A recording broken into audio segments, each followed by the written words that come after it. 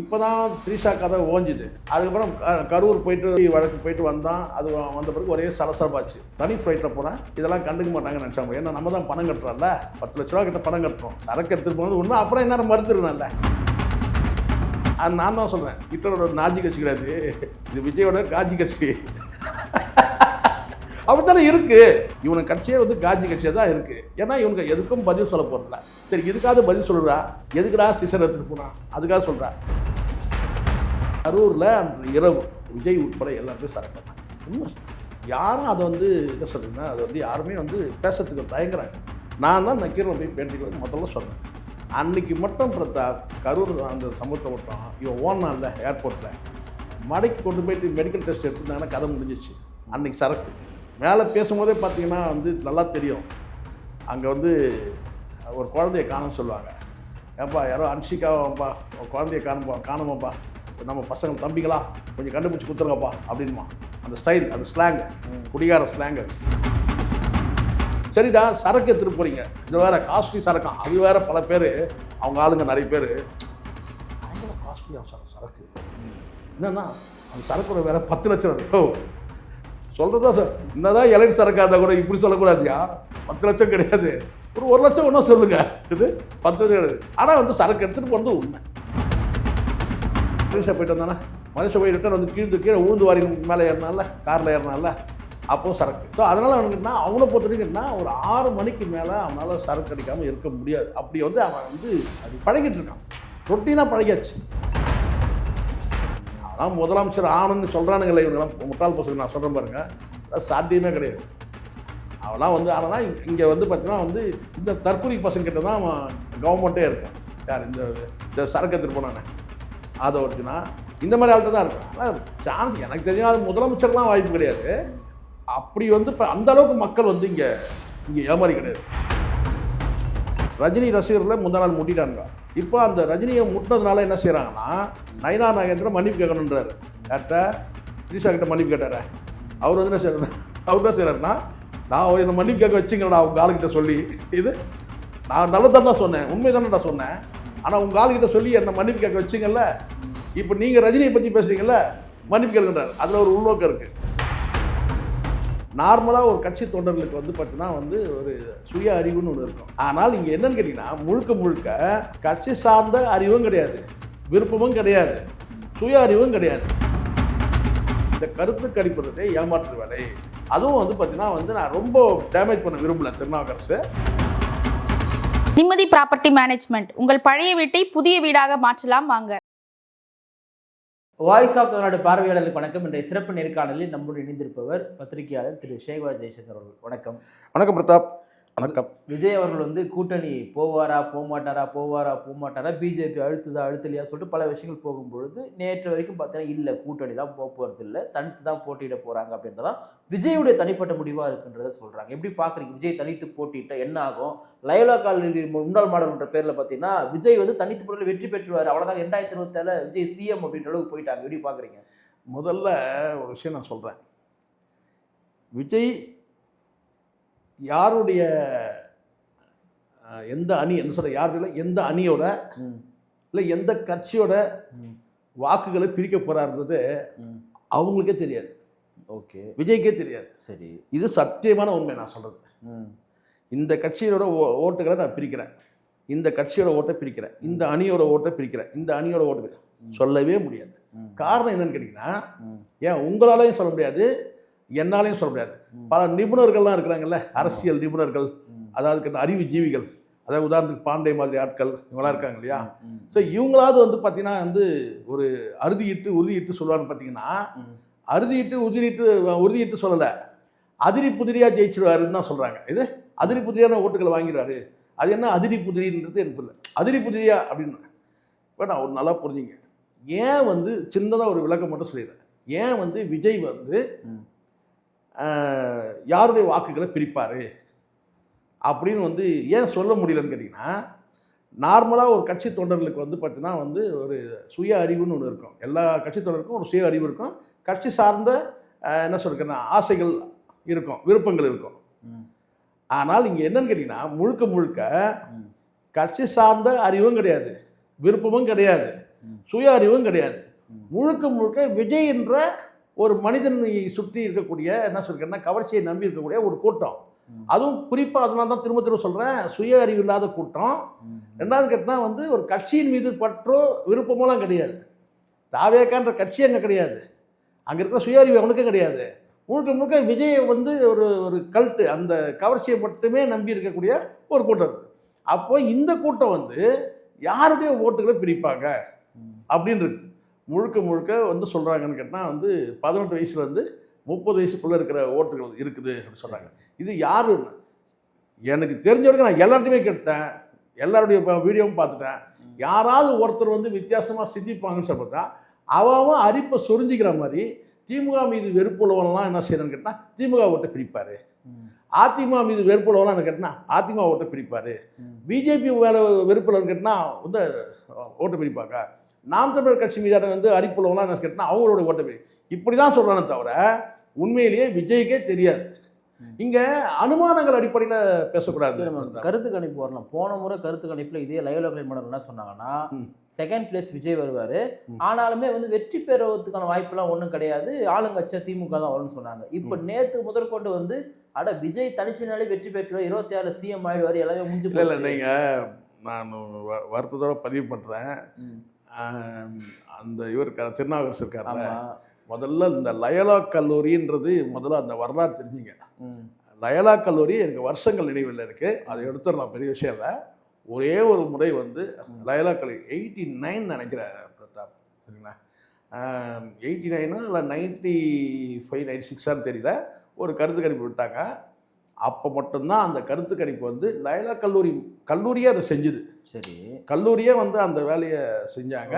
முழுக்க முழுக்க தனிநபர் கிடையாது, அந்த கல்லூரியை எடுத்து செஞ்ச போது ஒரு கருத்து கணிப்பு வெளியிட்டாங்க, அது சக்ஸஸ் ஆச்சு. இரண்டாவது முறை ஒரு கருத்து கணிப்பு கேட்டால் அது வந்து சக்ஸஸ் ஆகலை. ஸோ நான் எதுக்காக இதை சொல்கிறேன்னா, லயலா கல்லூரி பேனரை பயன்படுத்துறதே மிகப்பெரிய தப்பு ஃபஸ்ட்டு.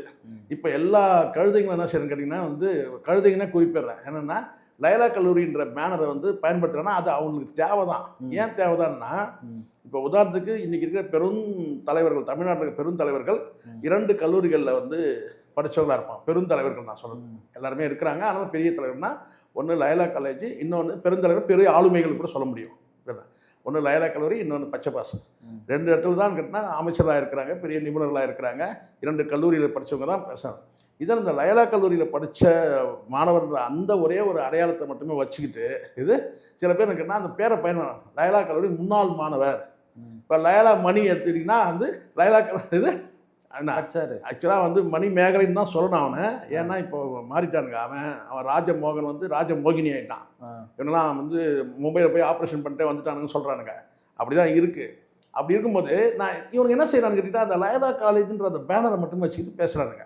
இப்போ இதே நீங்கள் இப்போ சொல்ல இந்த திருநாவுக்கரசு கடந்த முறை வந்து ஒரு சின்ன ஒரு அவருக்கு ஒரு ஊடகத்தில் ஒரு செய்தி வெளியிட்டிருந்தார். அப்போ அந்த செய்தி வெளியிடும் போது நான் கேட்டிங்கன்னா வந்து அது நான் மாற்று கருத்து நான் ஊடகத்தில் வச்சோடனே லைனில் வந்துட்டு என்ன செஞ்சார், ஆனால் என்னென்ன நீங்கள் இந்த மாதிரி செய்திலாம் வெளியிட்டிருக்கீங்க, நான் அப்படி கிடையாது, நான் யார்கிட்டையும் நான் என்ன சொன்னேன்னா, அண்ணாமலைக்கிட்ட பணம் வாங்கிக்கிட்டு அண்ணாமலை 1 லட்சம் ஓட்டு வித்தியாசம் ஜெயிப்பேன்னு சொன்னார், அதுதான் சொல்லியிருந்தேன். ஆனால் 1 லட்சம் ஓட்டு வித்தியாசம் தோத்தார். அப்போ சவால் விட்டாருன்னா 1 லட்சம் ஓட்டு வித்தியாசம் நான் வந்து அவர் ஜெயிப்பார், அப்படி இல்லைன்னா நான் இந்த கம்பெனியை மூடிட்டு போயிடுறேன்னு சொன்னார். ஆனால் அண்ணாமலைக்கிட்ட பணம் வாங்குறேன் சார். அதுக்கு ஒரு மறுப்பு சொல்கிறதுக்காக எனக்கு ஃபோன் பண்ணி தான் சொன்னார், இல்லைண்ணா நீங்கள் இந்த மாதிரி சொல்லியிருக்கேன், நான் பணம் யார்கிட்ட நான் பணம்லாம் வாங்குறேன் நான் அப்படி சொல்லும்போது ஒரு வார்த்தையை பதிவு பண்ணார். நான் இங்கே சொல்லிடுறேன், நான் சொல்ல தப்புன்னு இருக்கிற உண்மை தானே சொல்கிறேன்.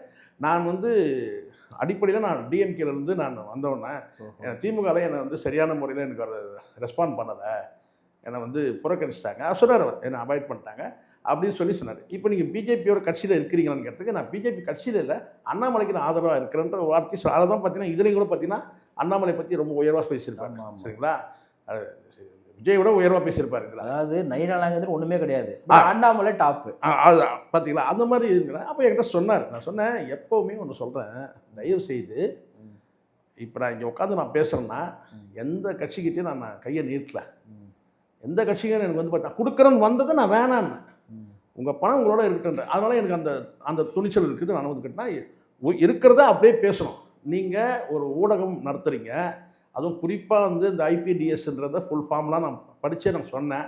இப்படிலாம் இருக்கும்போது நீங்கள் வந்து ஒரு ஸ்ட்ராட்டஜி ரெடி பண்ணி கொடுக்குறீங்க, ஸ்ட்ராட்டஜிஸ்ட்டாக நீங்கள் இருக்கிறீங்கன்னா கரெக்டாக நீங்கள் பேசுங்க. சார்பு நிலையிலே பேசக்கூடாது. நம்மளை நம்புகிறாங்க மக்கள், நம்ம சொல்கிறது உண்மையாக இருக்குன்னு நம்புகிறாங்க. நீங்கள் அப்போ நான் அவர்கிட்ட பேசும்போது சொன்னார், இல்லைண்ணா எனக்கு வந்து டிஎம்கேல எனக்கு சரியான ரெஸ்பாண்ட் பண்ணவே இல்லை, ஏன்னா அந்த மாதிரி இருக்கிறேன், நான் இன்றைக்கி வந்து கம்பெனி வச்சுருக்கேன், நான் வந்து சாம்பிள் எடுக்கிறேன், அது எடுக்க ஏதோ சொன்னார். ஆனால் எப்படி இருந்தாலும் வந்து பார்த்திங்கன்னா இப்போது நான் சொல்கிறேன், இவருடைய இந்த கருத்து கணிப்பு எப்படி இருக்குதுன்னு கேட்டிங்கன்னா, முதல் இடத்துல 2 பேரையும் கொண்டு போகிறார். கவனிங்க நீங்கள் நல்லா, டிஎம்கேவையும் விஜயும் கொண்டு போயிடறாரு.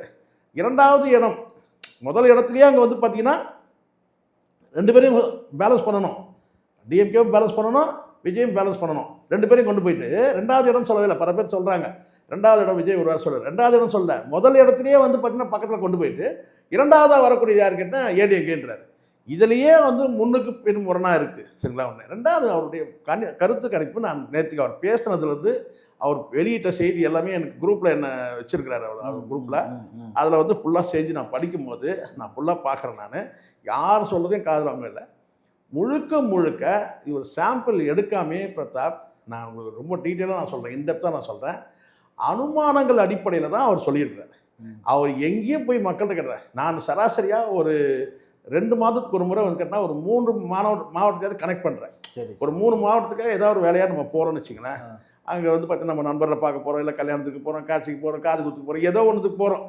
இப்போது நம்ம அனுமானங்கள் அடிப்படையில் இதை வந்து சொல்லக்கூடாது. சரி, நம்மளும் அப்படின்னு பார்த்தீங்கன்னா கூட நம்ம வந்து பல மாவட்டங்களுக்கு நம்ம போகிறோம். போய் அந்த இடத்துல வந்து பார்த்தீங்கன்னா ஏதோ ஒரு விசேஷத்துக்கு நம்ம போகிறோம்னு வச்சுக்கலாம். இங்கேருந்து நம்ம காஞ்சிபுரம் போகிறது ஈஸி, திருவள்ளூர் போயிடுறோம், இப்படி ஒரு வேலூர் போயிடுறோம், கடலூர் போயிடுறோம், ஏதாவது சின்ன அப்படியே தானே மதுரை திருச்சி போனாலும் அங்கே நம்ம நண்பர்கள் இருக்கிறாங்க. இப்போ வந்து இப்படி நம்ம வந்து மாவட்டங்களை கனெக்ட் ஆனது கூட பார்த்தீங்கன்னா அங்கே உள்ள என்ன சொல்லி கேட்டால் தட்பவெட்ப அரசியல் தட்பவெட்பம் நம்ம தெரிஞ்சிக்க முடியுது. இப்போது இவர் வந்து பார்த்திங்கன்னா இவர் எந்த மாவட்டத்தில் போய் கேட்டாருன்றது ஒன்று தெரியல. ஒன்று. 2வது இன்னொரு விஷயம் நான் சொல்கிறேன், இதுதான் ரொம்ப குறிப்பாக விஷயம். இந்த சாம்பிள் எடுக்கும்போது பிரதாப் ABCD, இந்த ஏன்றது உங்களுக்கு தெரியும், அந்த மேல்தட்டு மக்கள். இந்த BC சி வரைக்கும் தானே இருக்குது, ABCன்னு எடுத்துக்கலாம். ஏன் சினிமாவில் கூட A centre, B centre, C சென்டர்னுவாங்க. அது என்ன டின்னு சொன்னால், இந்த டின்றதே வந்து சில நேரங்களில் வந்து ஒரு குறிப்பிட்ட ஒரு சில தொகுதியில் வந்து பார்த்தீங்கன்னா, நான் டின்றது யாரை சொல்கிறது கேட்டால் இந்த தபால் ஓட்டுகளை சொல்கிறேன். தபால் ஓட்டுகள் வெளியூருக்கு போனவங்க வந்து வாக்களிக்கிறது இதெல்லாம் இருக்கு இல்லையா, அதுவே நீங்கள் வந்து கணிசமான வந்து ஓட்டு வந்து பார்த்தீங்கன்னா வெற்றி தோல்வியை நிர்ணயிக்கிற இடத்துல கொஞ்சம் சப்போர்ட்டிங் வந்துடும் சில நேரங்களில். அப்போது நீங்கள் எல்லா செக்டார்லையுமே நீங்கள் வந்து என்ன செய்யணுங்கன்னா விசாரிக்கணும், ஏன்னா சாம்பிள் எடுக்கணும். பட் இவர் சாம்பிள் எடுத்ததெல்லாம் வந்து எவ்வளோ தூரம் எடுத்தாருன்னு தெரில. நீங்கள் இன்னொன்று நான் சொல்லிடுறேங்க, இப்போது ஒரு தொகுதி இருக்குது, இப்போ உதாரணம் எந்த தொகுதியும் நீங்கள் எடுத்துங்க, அங்கே ABCDன்றது மிக்சடாலாம் இருக்காது. இப்போ உதாரணத்துக்கு சொல்லுங்க, இன்னும் காலகாலமாக இருக்கக்கூடிய இது இருக்குது, வறுமை கோட்டு கீழே இருக்கிறவன் வந்து பார்த்தீங்கன்னா ஒதுக்குப்புறமாக இருப்பான், ஊர்லேருந்து ஒரு ஒதுக்குப்புறமாக தான் இருப்பான். எவன்லாம் வந்து பார்த்தீங்கன்னா வந்து வருமானம் அதிகமாக இருக்குதான் கேட்டால் மாட மலையை கட்டின்னு இதில் இருப்பான், மையம் கூட கிடையாது. என்ன சொல்ல கேட்டால் ஊருக்கு முதலே அவன் தான் இருப்பான். ஆனால் அங்கே யாரெல்லாம் வருமானத்துக்கு அங்கே சாதி கூட 2வது தான். சரிங்களா? ஒடுக்கப்பட்ட மக்கள் அது வேறு. ஆனால் வருமானத்துக்கு கீழே உள்ளவன் வந்து பார்த்தீங்கன்னா அவன் குடியிருக்கிற பகுதி வந்து பார்த்திங்கன்னா அந்த தெருவே வித்தியாசமாக இருக்கும், புறக்கணிக்கப்பட்ட பகுதியாக இருக்கும். அப்போ அந்த மக்கள்கிட்ட இருக்கிற அந்த சாம்பிள்னா, இந்த மக்கள்கிட்ட இருக்கிற சாம்பிள்னா, அதை தாண்டி C சென்டரில் இருக்கிற ஒடுக்கப்பட்ட மக்கள் மத்தியில் இருக்கிற அந்த சாம்பிள், இது எல்லாத்தையும் நீங்கள் சாம்பிள் எடுக்கிறது கேட்டால் இவர் நான் சொல்கிறேன் பாருங்கள், இது இவர் எப்போ எடுத்தார் உதாரணம் நீங்கள் சொல்லுங்கள். இப்போ நீங்களே எடுத்துங்க, நாளைக்கு நீங்கள் முடிவு பண்ணுறீங்க 234 தொகுதியை நம்ம சாம்பிள் எடுக்கணும், நம்ம ஒரு கருத்து கணிப்பு நடந்து சொல்லிட்டு ஒரு 50 பேர் வச்சுருங்க, 100 பேர் கூட நீங்கள் வச்சுங்க. எனக்கு தெரியும் திருநாவரசுக்கு அதிகபட்சம் பார்த்தீங்கன்னா 50 பேர் கூட கிடையாது, 50 பேர் கூட கிடையாது. ஆனால் அது அப்படி நீங்கள் எடுக்கிற மாதிரி இருந்தால் மிகப்பெரிய நிறுவனம் லயலா காலேஜ் மாதிரி பெரிய நிறுவனங்கள் காலேஜ் இருந்தால் அவங்க ஒன்றா எடுக்கலாம். கேட்டிங்கன்னா ஒவ்வொரு பகுதியிலும் வந்து பார்த்தீங்கன்னா வேன் போட்டு பிரயாணம் பண்ணுவாங்க. ஏன்னா கிட்டத்தட்ட நீங்கள் நல்லா புரிஞ்சுங்க, ஒரு தொகுதியில் 3 லட்சம் வாக்காளர்களை நீங்கள் சாம்பிள் எடுக்கிறீங்கன்னா குறைஞ்சபட்சம் நீங்கள் 50,000 பேர் எடுக்கணும். நீங்கள் ஆமாம் 50,000 பேர் நீங்கள் சாம்பிள் எடுக்கணும்னு சொன்னால் உங்கள்கிட்ட எவ்வளோ பேர் பணியாளர் இருக்கணும். இதெல்லாம் நீங்கள் நம்ம இன்டெப்த்தாக பேசினா உட்கார சொன்னால் காலி ஆயிடுவார். யார்? திருநாகரசு பேண்ட் சட்டையெல்லாம் அவுத்து நம்ம வந்து பார்த்தீங்கன்னா அண்டர்வேரோட ஓட விட்டுடலாம். காரணம் என்ன, அந்த அளவுக்கு நீங்கள் எடுக்கணும். நீங்கள் சாம்பிள் எடுத்தால் குறைஞ்சபட்சம் நீங்கள் 10,000 கூட நீங்கள் எடுக்கல. அப்போ 10,000 பேர் நீங்கள் சாம்பிள் தான் எவ்வளோ சார் உங்ககிட்ட வந்து பார்த்தீங்கன்னா வந்து எம்ப்ளாயிஸ் இருக்கணும். அப்போ மிகப்பெரிய வந்து பத்திரிகை நிறுவனங்களே வந்து பண்ணாத ஒரு விஷயத்த அங்கே உட்காந்துருந்தாங்க பார்த்தீங்கன்னா மேலே அந்த 10 பேர் தான். ரெண்டாவது இதெல்லாம் பண்ணணும்னா முதல் ஃபண்ட் எங்க அதுதான் என்கிட்டயே சொன்னவர் அவர், எனக்கு ஃபண்ட் இல்லைன்னு சொன்னவர்.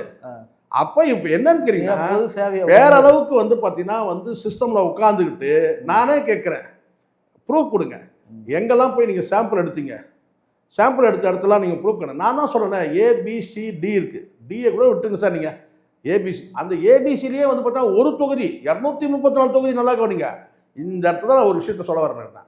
அப்படியே நீங்கள் உங்ககிட்ட இருந்து பார்த்தீங்கன்னா ஒரு 100 பேர் வச்ச ஒரு கும்பல் இல்லை ஒரு 500 பேர் கூட வச்சுருங்க ஒரு கும்பலை வந்து நீங்கள் 234 தொகுதியை நீங்கள் போய் நீங்கள் எல்லாத்தையும் கலெக்ட் பண்ணி எடுக்கணும்னா குறைஞ்சபட்சம் 3 to 4 மாதம் ஆகும். இங்கே ஒரே ஒரு நாளில் வந்து பார்த்தீங்கன்னா அப்டேட் மாறிடும். இது வெற்றி தோல்வி. எப்படி ஒரு நாளில் மாறும் வெற்றி தோல்வி. போன வாரம் இப்போ நான் கேட்குறேன், சிரிக்கக்கூடாது, இப்போ நான் கேட்குறேன், இந்த விஜய் வந்து முன்னிலையில் இருப்பார் சொல்லுங்க. இந்த கருத்து கணிப்பு எப்போ எடுத்தார்? சங்கீதா வந்து வழக்கு தொடக்கத்துக்கு முன்னாடி எடுத்தாரா இல்லை வழக்கு தொடக்கத்துக்கு முன்னாடி எடுத்தாரா? தொடக்க முன்னாடி தான் தொடக்க பிறகு எடுத்தாரா? புரியுது. கேட்க வேண்டியதா இல்லையா? ஆமாம்.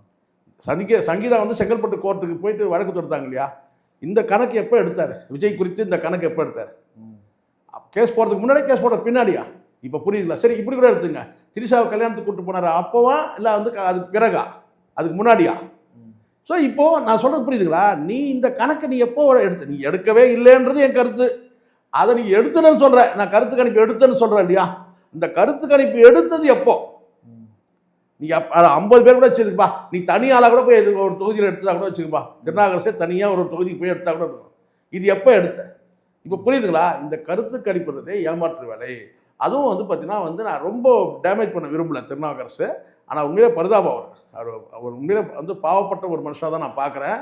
ஏன்னா ஒரே ஒரு நேர்காணலே அவர் என்ன சொல்கிறாரு, அண்ணா நீங்கள் என்ன டேமேஜ் பண்ணுறாதீங்கன்னா அப்படின்லாம் சொன்னார். நீங்கள் வீடியோவில் போய் பேசி எல்லோரும் என்ன டேமேஜ் பண்ணாதீங்கன்னு என்கிட்ட சொன்னார். நான் பரிதாபப்படுறேன். ஆனால் நான் என்ன சொல்கிறேன்னா எவ்வளோ வழிகள் இருக்குங்க. இப்போ இதே திருநாவுக்கரசு வந்து பார்த்திங்கன்னா இந்த மாதிரி ஊடகத்தில் வந்து பேசினவர் தான்.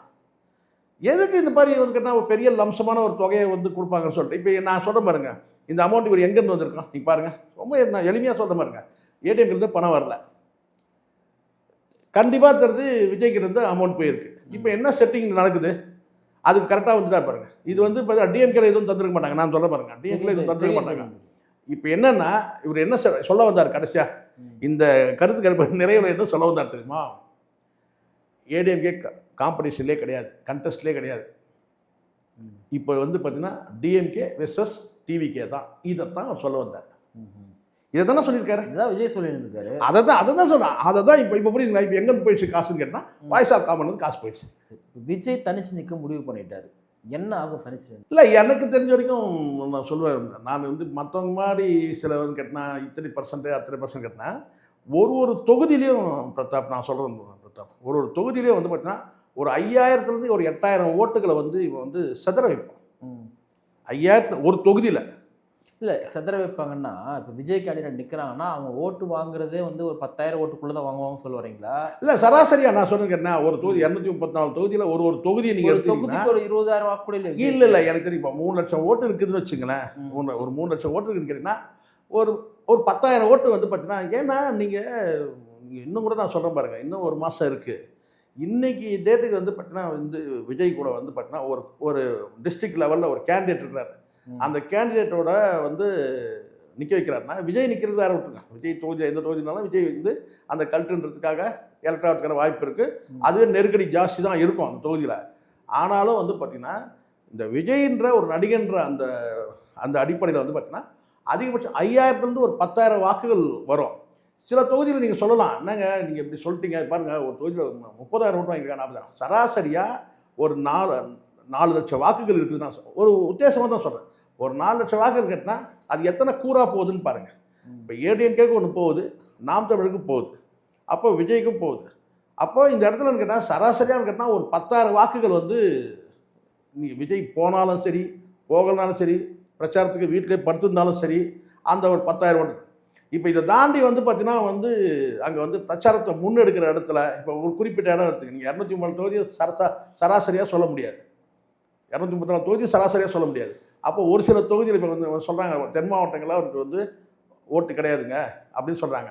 அங்கே ஏன்னு கேட்டால் சாதி ஆதிக்கங்கள் அதிகம் இருக்கிறதுனால அந்த சாதி கேண்டிடேட் தான் விழணும்னு சொல்லி பரவலாக சொல்கிறாங்க. அப்போ வட மாவட்டங்களில் குறிப்பிட்ட அதுவும் குறிப்பிட்ட கோயம்புத்தூரில் சில டிஸ்ட்ரிக்டில் வந்து பார்த்திங்கன்னா அவருக்கு வந்து அந்த செல்வாக்கு இருக்குன்னு சொல்கிறாங்க இல்லையா, அங்கேயே கூட வந்து பார்த்தீங்கன்னா அந்த 10,000 ஒரு 20,000 ஆகலாம் தவிர ஒரு வெற்றி பெற்று வந்து பார்த்தீங்கன்னா 2வது 3வது இடம் சொல்ல முடியல. ஏன்னா நீங்கள் பர்சன்டேஜ் அடிப்படையில் நீங்கள் வந்து பார்த்தா கூட ஏற்கனவே இருக்கிற பர்சன்டேஜ் அடிப்படையில் ஒரு அன்ப்ரூவ்டாக இருப்பாங்க. ஏடிஎம்கே வந்து ப்ரூவ்டு ஆல்ரெடி 21% அவங்க காட்டியிருக்கிறாங்கன்னு வச்சுங்க. 21 23 காட்டினாங்க. அதுலேருந்து நீங்கள் குறைஞ்சாலும் கூட வந்து பார்த்தீங்கன்னா ஒரு 3% குறையலாம், ஒரு 4% குறையுதுன்னு வச்சு அவ்வளோ. ஆனாலும் வந்து பார்த்தீங்கன்னா வந்து சராசரியாக வந்து ஒரு 18% அவங்களுக்கு ஓட்டு இருக்குன்றாரு. அப்போது பிஜேபிக்குன்னு ஒரு ஓட் பேங்க் இருக்குது இல்லையா. ஓட் பேங்க் மீன்ஸ் நான் சொல்கிறது கேட்டால் ஒரு 3% ஏதோ இருக்குன்னு வச்சுக்கிறேன், பர்சன்டேஜில் சொல்கிறேன். அப்போ இங்கே ஏடிஎம்கேல இருக்கிற டிஎம்கேல இருக்கிற எல்லா கட்சிக்குமே ஒரு பர்சன்டேஜ் இருக்குது. அப்போ இவர் யாருடைய ஓட்டை இவர் வந்து பிரிக்கிறாரு அப்படின்னா, அப்போ நம்ம சொல்ல வேண்டியது என்னன்னு கேட்டால் இந்த 18லேருந்து இந்த 30ன்னு சொல்கிறதே தப்பு என்ன கேட்டால். அந்த 18லேருந்து ஒரு 25க்குள்ளே இருக்கிற அந்த ஓட்டுகளை வந்து பிரிக்கிறதுக்கான இது கூட என்னுடைய அனுமானம் தான், ஒரு அவ்வளோதான் இருக்குது. அப்போ சராசரியாக வந்து பார்த்தீங்கன்னா ஒரு தொகுதிக்கும் வந்து பார்த்தீங்கன்னா ஒரு 10,000 வாக்குகள் வாங்கலாம். பிரச்சாரத்தை முன்னெடுக்கும் போது ஒரு 20. இதுக்கு இடையில் இன்னொரு விஷயம் இருக்குது. இதில் நாள் படம் அந்த கட்சியோட வந்து இந்த இதை சொல்கிறேன்னா அவப்பேர் இருக்கு இல்லையா, அது வந்து பெருகிட்டே இருக்குது. இப்போ உதாரணத்துக்கு இப்போ நீங்கள் எடுத்துங்களேன், இதெல்லாம் நம்ம பிறந்தெடுத்து போயிட முடியாது எல்லாரும் பண்ண. இப்போ ஒரு நாளைக்கு ஒரு புது கதையை எடுத்துனோடானுங்க. இப்போ தான் த்ரிஷா கதை ஓஞ்சுது.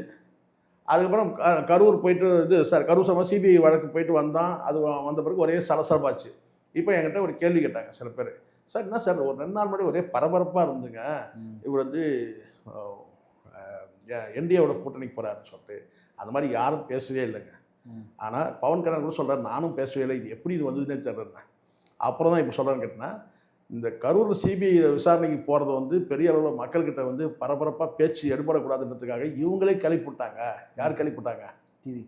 டிவிக்கேவே இதை கிளப்பிவிட்டாங்க சார். இதை வாய்ஸ் ஆஃப் காமன் தான் வந்து பண்ணதே இந்த என்டிஏ அலைன்ஸ் சொல்லிட்டு மீடியாவில் வந்து இந்த மாதிரி வந்து ஒரு பொய்யான ஒரு வதந்தியை கிளப்பிவிட்டது. யாருமே பேசவே இல்லை, எடப்பாடியும் பேசவே கிடையாது. அப்போ இது யார் தாங்க அப்படின்னு கேட்டால், கரூருக்கு வந்து இவர் வந்து விசாரணைக்கு போகிறது வந்து பெரிய அளவில் பேசப்படக்கூடாதுன்றதுக்காக திட்டமிட்டே வந்து இவங்க வந்து இந்த கூட்டணிக்காக இப்படி இழுத்து விட்டாங்க அப்படின்னு ஒரு தகவல் இருக்குது.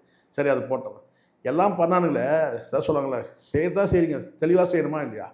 கடைசியில் என்னடான்னு பார்த்தா வந்து தனி ஃப்ளைட்டில் போனால் இதெல்லாம் கண்டுக்க மாட்டாங்கன்னு நினச்சாங்க. ஏன்னா நம்ம தான் பணம் கட்டுறோம்ல, 10 லட்ச ரூபா கிட்ட பணம் கட்டுறோம். இங்கேருந்து டெல்லிக்கு போய்ட்டு 10 லட்ச ரூபா அந்த ஃப்ளைட்டுக்கு ஒன் டே.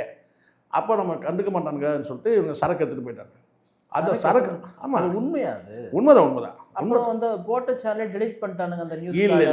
இல்லை சரக்கு எடுத்துகிட்டு போனது உண்மை. அப்புறம் என்ன மறுத்துருந்தான்ல, இந்நேரம் அதை பற்றி பேசவே இல்லையா. சரக்கு எடுத்துகிட்டு போனது உண்மை, அது வந்து பிடிபட்டது இறங்குனா. அதை வந்து பார்த்திங்கன்னா வந்து கத்திரிக்கோள் அங்கே இருந்தது, கத்திரிக்கோள் எடுத்து போனாங்க.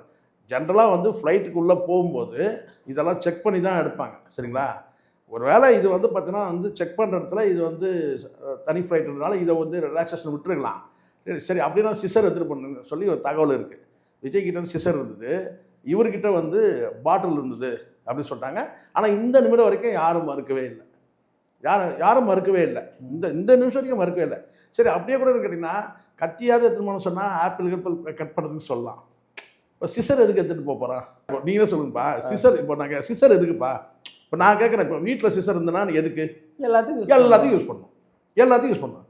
ஒரு டூர் போகிற இடத்துல அதுவும் உனக்கு மேக்கப் மேன்லேருந்து எல்லாருமே வந்து பார்த்தீங்கன்னா மீசை சொல்லலாம், மீசை பெருசாச்சுன்னா கட் பண்ணுறதுக்குன்னு சொல்லலாம். வீட்டில் எல்லாத்துக்கும் வச்சுருக்கோம் நம்ம சிசர், கரெக்டாக ஆல் பர்பஸ். நூலை கட் பண்ணோம், இல்லை ஏதோ ஒரு துணியை கட் பண்ணோம், இல்லை பேப்பரை கட் பண்ணோம், இல்லை இப்படி வந்து சிசர் வச்சுருக்கிறோம். நான் ஏன் மீசை கட் பண்ணால் கூட சிசர். உனக்கு எதுக்கு? நீ போகிறதே ஒரு நாள் தான் போகிற. எது ஒரு நாள் தான் நீ போகிற? ஒரு நாள் போகிறதுக்கு உனக்கு எதுக்கு மீசை அப்படி வளர்ந்துற போது கட் பண்ண போகிற? அப்போ நீ அதுக்கு விளக்கம் சொல்லணுமா இல்லையா? இவன் கட்சி வந்து பார்த்தீங்கன்னா வந்து சில பேர் சொல்கிறான்ல, இது வந்து ஹிட்லரோட நாஜி கட்சின்னு. அது நான் தான் சொல்கிறேன், ஹிட்லரோட நாஜி கட்சி கிடையாது, இது விஜயோட காஜி கட்சி. அப்படித்தானே இருக்கு. எதுக்காக இது சொன்னா, இது விளையாட்டுக்காக சொல்ல. இவனுக்கு கட்சியே வந்து காஜி கட்சியாக தான் இருக்குது. ஏன்னா இவனுக்கு எதுக்கும் பதில் சொல்ல போகிறதில்ல. சரி, இதுக்காக பதில் சொல்லுறா, எதுக்குடா சிசர் எடுத்துகிட்டு போனா அதுக்காக சொல்கிறா. சரிடா, சரக்கு எடுத்துகிட்டு போகிறீங்க, இது வேறு காஸ்ட்லி சரக்கம், அது வேறு. பல பேர் அவங்க ஆளுங்க நிறைய பேர் பயங்கர காஸ்ட்லியாக சரக்கு என்னன்னா அந்த சரக்கோட வேலை 10 லட்சம். யோ சொல்கிறதா சார், என்னதான் எலைட் சரக்காக இருந்தால் கூட இப்படி சொல்லக்கூடாதுயா. 10 லட்சம் கிடையாது, ஒரு 1 லட்சம் ஒன்றும் சொல்லுங்க.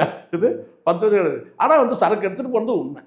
இதுதான் பிரதாப். இங்கே ஒரு விஷயம் நல்லா இருக்குது. நம்ம ஈஸியாக இதெல்லாம் வந்து ஐயோ இதை போய் பேசுகிறீங்களே, ஐயோ இதை கடந்து போயிடலாமே, இதை வேணாமே அப்படின்னா, இது சத்தியமான உண்மை. நான் தான் நக்கீரனில் முதல்ல சொன்னேன்.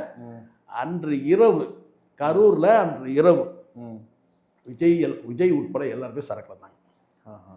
உண்மை சொல்லுங்க. யாரும் அதை வந்து என்ன சொல்றதுன்னா, அதை வந்து யாருமே வந்து பேசுறதுக்கு தயங்குறாங்க. நான் தான் நக்கீரன் போய் பேட்டியில் முதல்ல சொன்னேன். அன்னைக்கு மட்டும் பிரதாப் கரூர் அந்த சமுத்திரம் மட்டும் இவன் ஓனான்ல ஏர்போர்ட்டில் மடக்கி கொண்டு போயிட்டு மெடிக்கல் டெஸ்ட் எடுத்துருந்தாங்கன்னா கதை முடிஞ்சிச்சு. அன்னைக்கு சரக்கு மேலே பேசும்போதே பார்த்தீங்கன்னா வந்து நல்லா தெரியும்.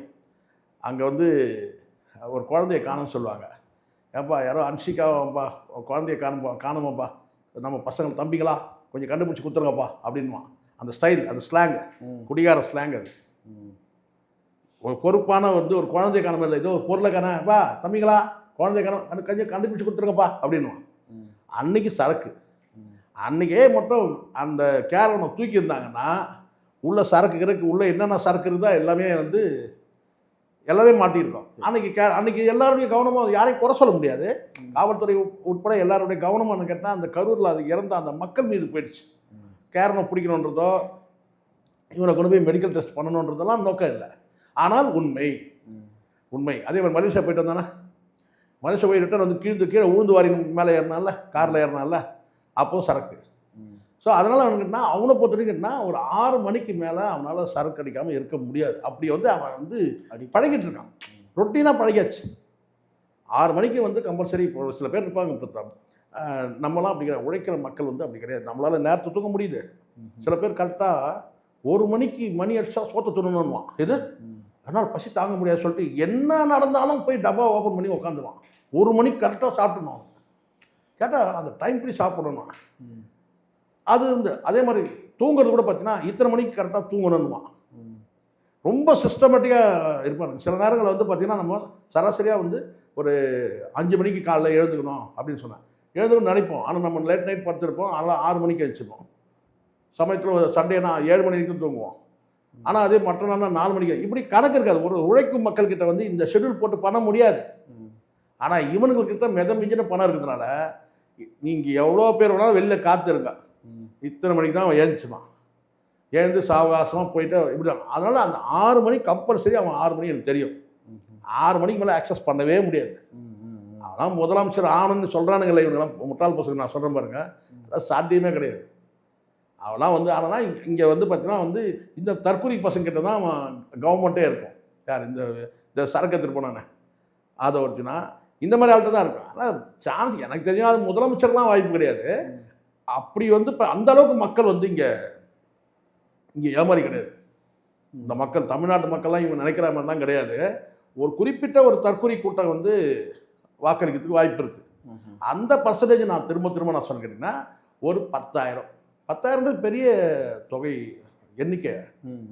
10,000 பேர் ஓட்டு போடுறான்னு சொன்னால் வந்து ஒரு நடிகன் அவ்வளோதான் போடுறாங்க. நீங்கள் நினச்சிருக்கீங்களா சில பேர். இப்போ நான் இங்கே பதிவு பண்ணுறேன், ரஜினி ரசிகர்களை முந்தா நாள் முட்டிட்டானுங்க. முந்தா நாளுக்கு முன்னாடி வரைக்கும் உங்களுக்கு தெரியும், பரவாயில்ல தெரியும். இப்போ அந்த ரஜினியை முட்டினதுனால என்ன செய்கிறாங்கன்னா நயனா நாகேந்திரன் மன்னிப்பு கேட்கணுன்றார். யார்கிட்ட? திரிஷா கிட்ட மன்னிப்பு கேட்டார. அவர் வந்து என்ன செய்யறாரு, அவர் தான் செய்கிறாருன்னா நான் என்னை மன்னிப்பு கேட்க வச்சுங்களா அவங்க ஆளுகிட்ட சொல்லி. இது நான் நல்லதான் தான் சொன்னேன், உண்மை தானே சொன்னேன். ஆனால் உங்கள் ஆளுகிட்ட சொல்லி என்னை மன்னிப்பு கேட்க வச்சிங்கல்ல, இப்போ நீங்கள் ரஜினியை பற்றி பேசுகிறீங்கல்ல, மன்னிப்பு கேட்குறாரு. அதில் ஒரு உள்நோக்கம் இருக்குது. ரஜினிக்கு மன்னிப்பு கேட்கும்போது அவரே கேட்கல. இது ரஜினியே என்ன மன்னிப்பு கேளுங்கன்னு சொல்ல அவர் கடந்து போகிறாருன்னு வச்சுங்க. ஆனால் விடமாட்டாங்கன்னு வச்சுங்க, ரசிகர்கள் வந்து விடமாட்டாங்க, இறங்கிட்டாங்க நேற்றுலேருந்து. அப்போது இவர் என்ன சொன்னார், எடப்பாடி வந்து நான் கேட்டிங்கன்னா வந்து ஆதரவாக பேசுகிறார். என்னென்னா ரஜினியோட வாக்கு வந்து நமக்கு வந்துடும். அப்போ இந்த இடத்துல நல்லா புரிஞ்சுங்க, எல்லா நடிகர்களும் வாக்கு இருக்குது பிரதாப், விஜய்க்கு மட்டுமே கிடையாது. அது ரொம்ப முட்டாள்தனம். பார்க்க வரவெல்லாம் ஓட்டு போட்டுருவான்னு நினைக்கிறாங்க. சரிங்களா? பார்க்க வரவெல்லாம் ஓட்டு போட மாட்டான். அதுவும் பார்த்தீங்கன்னா வந்து 15 இன்னும் சொல்லப்போனால் 18 வயசு கீழே இருக்கிறவங்கலாம் ஓட்டு கிடையாது. நீங்கள் கிட்ட போகும்போது தான் தெரியும், பெரிய கூட்டம் தெரியும். ஆனால் இப்போ நீங்கள் சொல்லுவீங்க சார் ஒரு கூட்டம்னா அவ்வளோ கூட்டம் தான், அது எவ்வளோ பேருக்கு ஓட்டு இல்லைன்னு தெரியுமா? எவ்வளோ பேர் வந்து பக்கத்து தொகுதியிலேருந்து வந்திருக்கான்னு தெரியுமா?